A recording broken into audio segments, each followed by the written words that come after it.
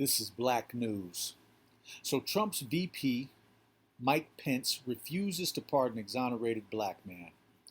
When the government wrongfully convicts a defendant, it has a responsibility to do everything within its power to make that person whole. The government cannot make up for the years an exonerated person spent wrongfully in prison, but a pardon is certainly within a governor's power.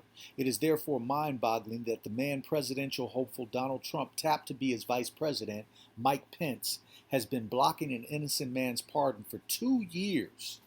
Keith Cooper was wrongfully convicted of armed robbery and attempted murder. Although Cooper is out of jail, he still has a record that can't be cleared unless Governor Pence agrees to pardon him. For the past 2 years, Pence has refused to do so.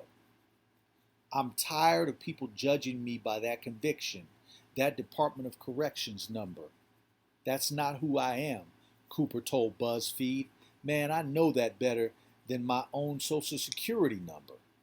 According to the Indy Star, a former deputy prosecutor wrote to Pence asking him to pardon Cooper over 200 days ago. He can't even do right by me, Cooper told Indy Star. What is he going to do for all U.S. citizens?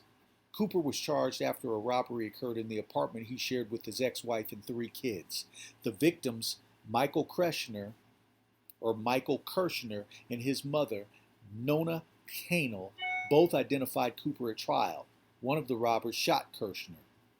Another person who was hiding in the bathroom identified Cooper's voice as the one he heard during the robbery.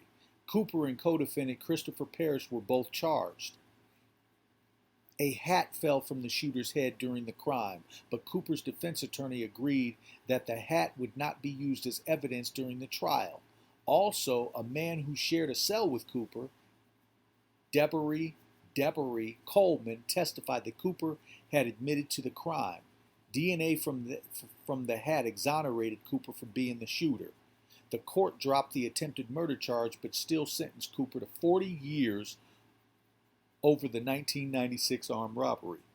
New tests run on the hat again excluded Cooper, but tested positive for another man who was already in jail on a murder charge. Also, Coleman recanted his story, admitting the whole thing was fabricated. Cooper took a plea deal in 2006 that allowed him to be resentenced and released on time served. Cooper got out of jail after spending 10 years behind bars.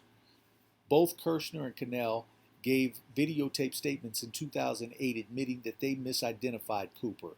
Now, if only Governor Pence would grant Cooper a pardon, he could get his life back on track.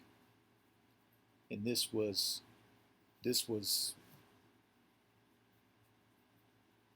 Yurima Karama at Your Black World News.